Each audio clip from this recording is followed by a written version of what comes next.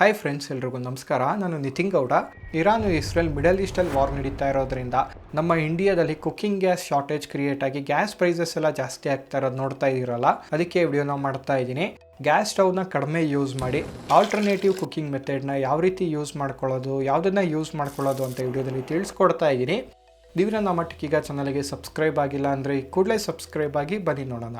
Friends, ನಿಮ್ಮ ಮನೇಲಿ gas ಸ್ಟವ್ನ use ಮಾಡ್ತಾ ಇದ್ದೀರಾ ಅಂದರೆ ಗ್ಯಾಸ್ ಸ್ಟವ್ ಇಂದು ಅಡುಗೆ ಮಾಡಬೇಕಾದ್ರೆ ಎಫಿಷಿಯನ್ಸಿ ಬಂದು 40 to 60% ಇರುತ್ತೆ. ಸೊ ನೀವು 100% ಗ್ಯಾಸ್ನ ಯೂಸ್ ಮಾಡ್ತಾ ಇದ್ದೀರಾ ಅಂದರೆ ಕುಕ್ ಆಗಬೇಕಾದ್ರೆ ಆ ಹೀಟ್ ಬಂದು 60% ಮಾತ್ರ ಬರ್ತಾ ಇರುತ್ತೆ, 40% ಸುಮ್ಮನೆ ವೇಸ್ಟ್ ಆಗ್ತಾ ಇರುತ್ತೆ. ಅದಕ್ಕೆ ನಾನು ಆಲ್ಟರ್ನೇಟಿವ್ ಕುಕ್ಕಿಂಗ್ ಮೆಥಡ್ನ ತಿಳಿಸ್ಕೊಡ್ತಾ ಇದ್ದೀನಿ. 90% ಎಫಿಷಿಯನ್ಸಿ ಇರುತ್ತೆ. ಅದೇನೇ ಇಂಡಕ್ಷನ್ ಕುಕ್ಕಿಂಗು. ನೀವು ಕರೆಂಟ್ ಸ್ಟವಲ್ಲಿ ಕುಕ್ ಮಾಡ್ತೀರ ಅಂದರೆ ತುಂಬಾ ಆಪ್ಷನ್ ಎಲ್ಲ ಸಿಗುತ್ತೆ. ಇನ್ಫಾರೆಡ್ ಬರುತ್ತೆ. ಇನ್ಫಾರೆಡ್ ಬಂದು ಅಷ್ಟೊಂದು ಎಫಿಷಿಯನ್ಸಿ ಇರಲ್ಲ. ಆಗ ಹಳೆ ಸ್ಟವ್ ಎಲ್ಲ ಬರೋದಲ್ಲ, ಆನ್ ಮಾಡಿದ ತಕ್ಷಣ ಕೆಂಪಗಾಗೋದು, ಕಾಯಿಲ್ ಇರೋದು, ಅದು ಇನ್ಫಾರೆಡು.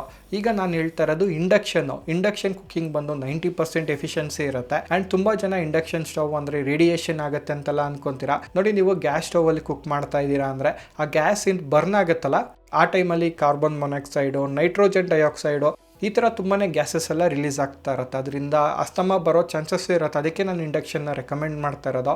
ಇಂಡಕ್ಷನ್ ವರ್ಕ್ ಆಗೋ ಮೆಥಡ್ ಬಂದು ಮ್ಯಾಗ್ನೆಟ್ಟು 1 ಸೆಕೆಂಡ್ಗೆ 10,000 ಸರಿ ಡೈರೆಕ್ಷನ್ನ ಚೇಂಜ್ ಮಾಡಿದ್ರೆ ಈ ಥರ ಸ್ಟೀಲ್ ಪಾತ್ರೆಯಲ್ಲಿ ಹೀಟ್ ಕ್ರಿಯೇಟ್ ಆಗುತ್ತೆ. ಅದರಿಂದ ವರ್ಕ್ ಆಗೋದು.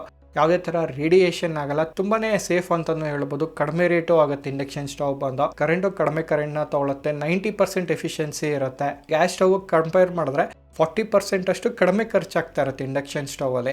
ಸೊ ಒಂದು ಗ್ಯಾಸ್ ಸಿಲಿಂಡರ್ ಕಾಸ್ಟ್ಗೆ ಒಂದು ಇಂಡಕ್ಷನ್ ಸ್ಟವ್ ಸಿಕ್ಬಿಡುತ್ತೆ. ಒಳ್ಳೆ ಕ್ವಾಲಿಟಿ ನೋಡ್ತೀರಾ ಅಂದರೆ ಒಂದು 1,500 ರೂಪಾಯಿ ಒಳಗಡೆ ಸಿಗುತ್ತೆ. ನಾನು ಅದ್ರ ಲಿಂಕ್ ವಿಡಿಯೋ ಕೆಳಗಡೆ ಡಿಸ್ಕ್ರಿಪ್ಷನಲ್ಲಿ ಕೊಟ್ಟಿರ್ತೀನಿ, ನೀವು ನೋಡ್ಬೋದು. ಇಂಡಕ್ಷನ್ ಸ್ಟವ್ನ ತಗೊಂಡು ಯೂಸ್ ಮಾಡ್ಬೋದು. ಪಾತ್ರೆ ಬಿಸಿ ಆಗೋದಕ್ಕಿಂತ ಮುಂಚೆನೇ ಒಳಗಡೆ ಇರೋದು ಬಿಸಿಯಾಗಿರುತ್ತೆ. ಅದಕ್ಕೆ ನಾನು ಇಂಡಕ್ಷನ್ ಸ್ಟವ್ನ ಈ ಟೈಮಲ್ಲಿ ಯೂಸ್ ಮಾಡಿ ಅಂತ ರೆಕಮೆಂಡ್ ಮಾಡ್ತಿದ್ದೀನಿ. ಗ್ಯಾಸ್ ಸ್ಟವ್ ಇದ್ರೂ ಗ್ಯಾಸ್ ಸ್ಟವ್ನ ಕಡಿಮೆ ಯೂಸ್ ಮಾಡಿ, ಇಂಡಕ್ಷನ್ ಸ್ಟವ್ನ ಜಾಸ್ತಿ ಯೂಸ್ ಮಾಡಿ.